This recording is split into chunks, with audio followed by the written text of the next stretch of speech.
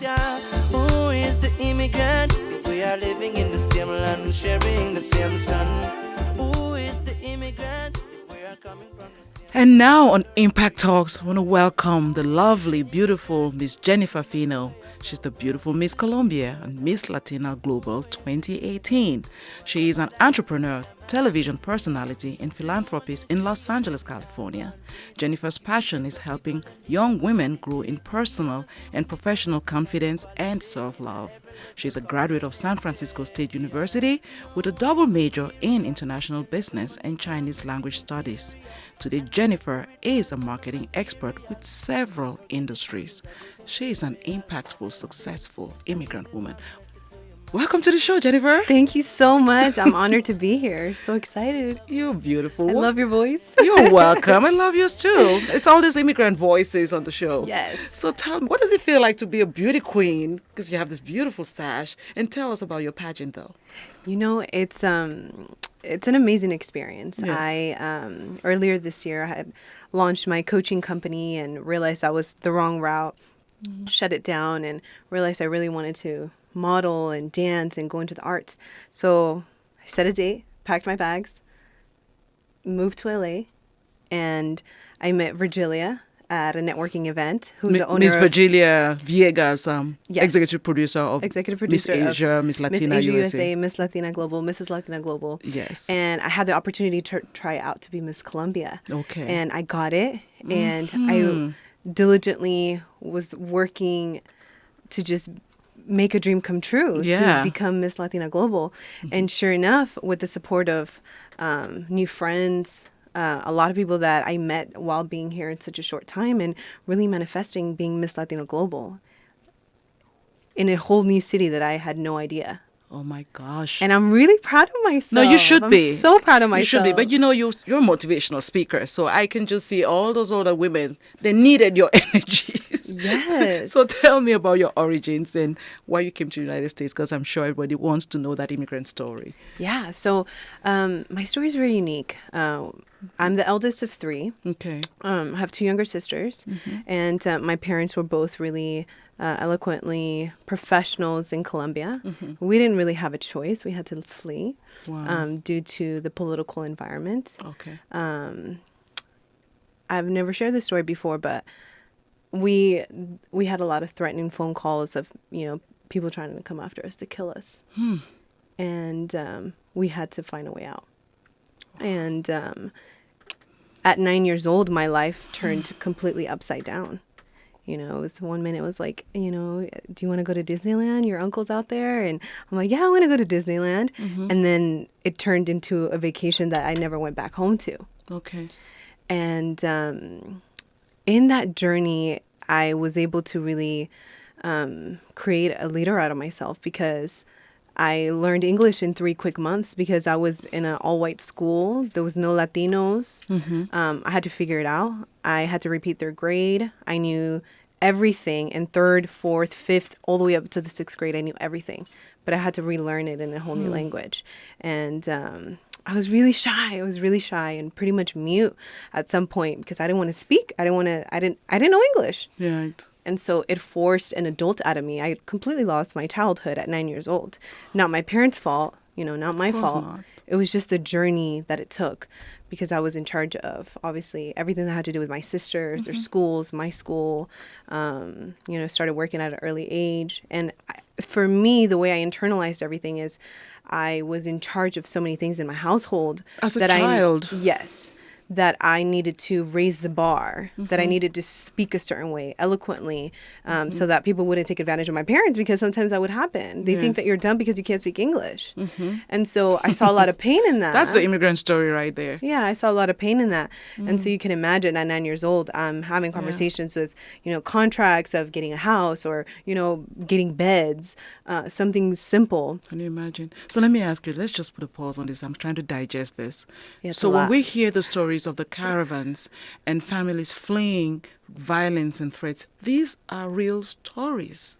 Hey, if this is your first time visiting TIMTV channel, make sure you hit the subscribe button here below and ring the notification bell so you will be notified when we post new content. So we're sitting in the presence of someone who's here, whose family fled a threat to your lives. Yeah. That's something for Americans to digest. That And this is you know, real, and yeah. you came as a child and had to grow up really fast. Yes. And I went to Macy's the other day and I saw a girl. She was translating for her dad who was buying a gift. Okay. And it's a story that happens to a lot of families within the Latino community.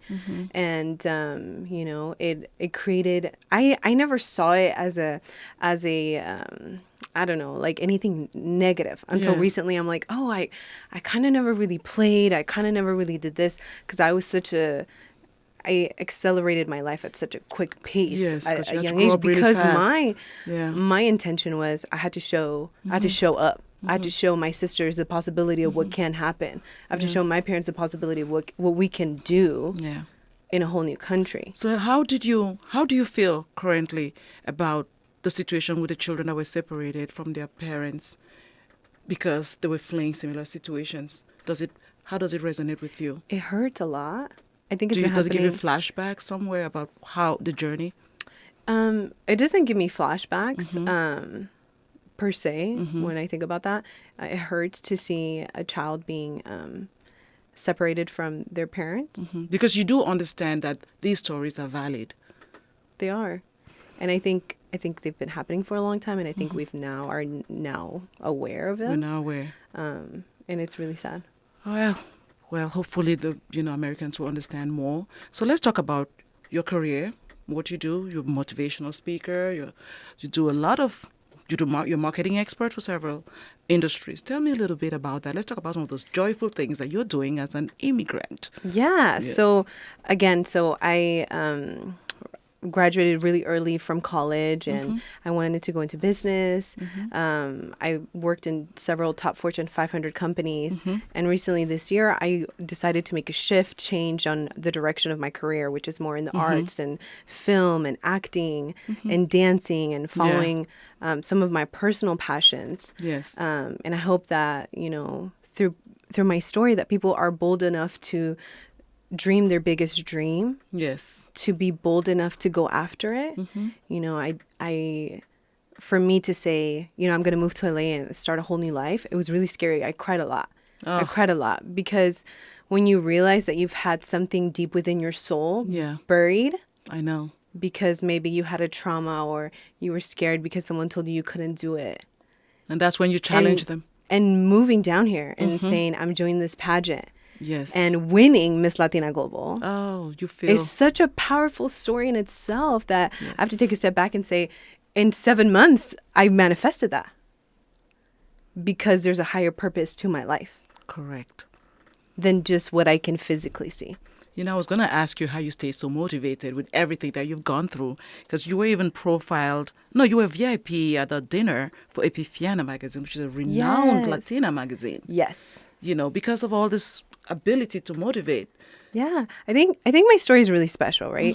I became an adult at a really early age. Yes. I financially supported myself since I was 16, put myself through college, went to an early college, high school. Yes. When I graduated high school, I graduated with 2 associate's degrees. So by the time I entered college, I only had to do 2 years, but I took on Chinese. Yes. So it goes to say, my parents, they could not help me through the process. Yes. It's not that they didn't want to.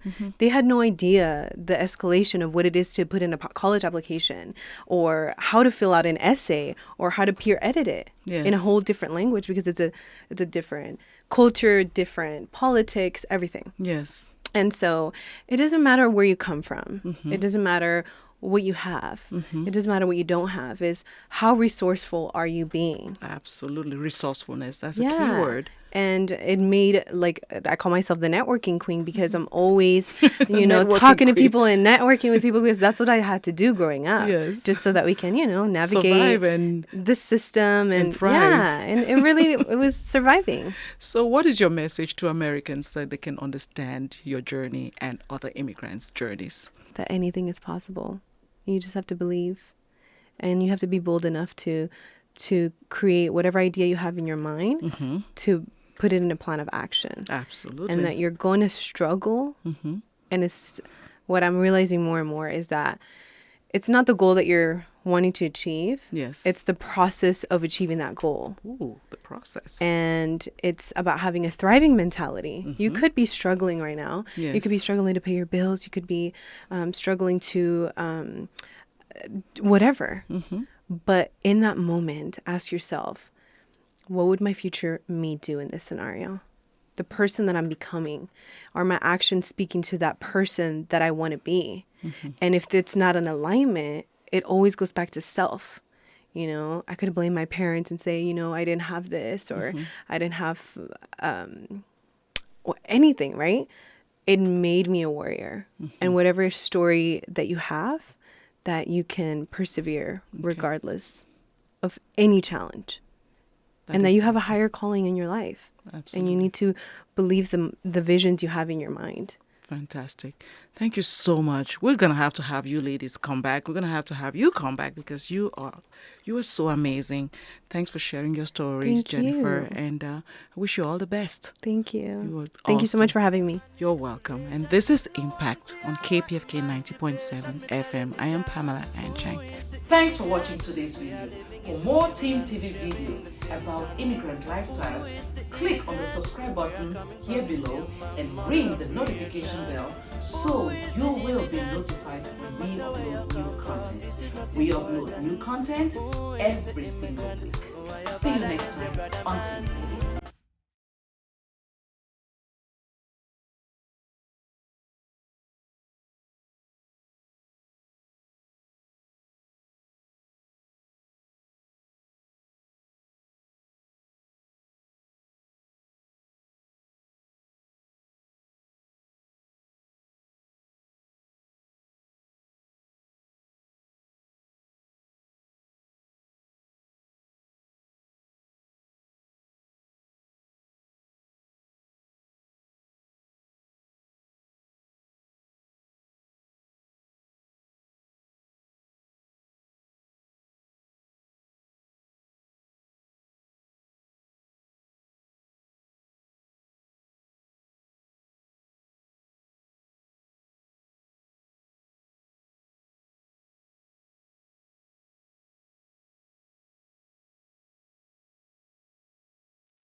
I